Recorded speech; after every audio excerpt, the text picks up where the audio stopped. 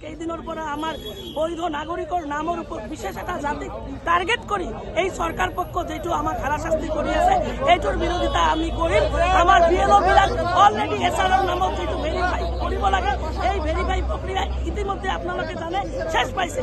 আকৌ বিএলও বিলাকক হোয়াটসঅ্যাপের গ্রুপত যোগেদি মেসেজ দিয়া হৈছে আৰু বিএলও বিলাকক মাতি লৈ কোৱা হৈ আছে যে আপোনালোকে এইকেইটা নামবিলাকৰ ওপৰত ফৰ্ম 7 ভেৰিফাই কৰি পঠাওক, কাৰণ ফৰ্ম 7 যদি ভেৰিফাই কৰি পঠিয়াই দিয়ে এই নামবিলাক কর্তন করার এটা সাজিশ এই সরকারে রচনা করেছে, ষড়যন্ত্র রচনা করেছে।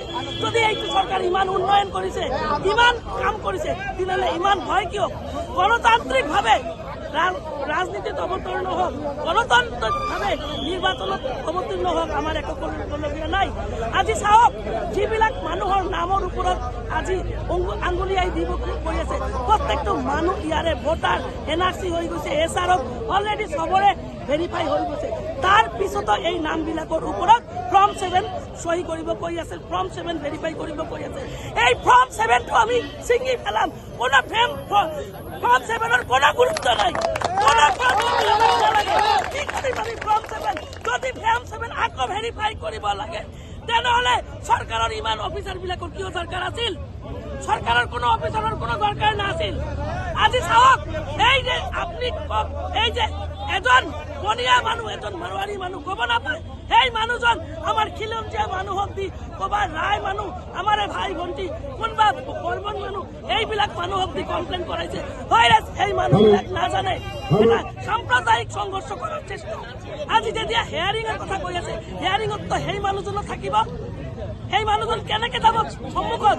সেই মানুহজন এই আমার নাথ, আমার কলিতা, আমার কালি হিন্দু মানুহবিলাকে কৈ আছে, যিবিলাকৰ নাম দি কমপ্লেইনকাৰী বনাইছে, সেইবিলাক কৈ আছে যে বাইদেউ আমার এতিয়া রক্ষণাবেক্ষণ কোনে দিব? আজি আমার ভাবুকি আহি আছে, এইটো ইলিগেল ভাবে কৰিছে, গতিকে এইটোৰ বিৰোধিতা আমিও কৰিম। গতিকে আমি কোনো হিয়াৰিং নামানো, এইবিলাক ষড়যন্ত্ৰ বন্ধ কৰিব লাগে আৰু ইয়াতে এটা সুস্থ সমাজ ব্যৱস্থা আছে, আমাৰ সুস্থ থাকিবলৈ দিয়ক। আমি এইবিলাক নামানো, কোনো ফৰ্ম 7ৰ আমাৰ দৰকাৰ নাই। আৰু এটা কথা বিএলও বিলাকে কৈছে যে বেছি বেছি হেঁচা দিলে আমাক সুযোগ কৰিম, আমি চাকৰি বচাম, আমি ৰাইজক বচাম। এনেকুৱা এটা পৰিস্থিতিৰ সৃষ্টি কৰিছে।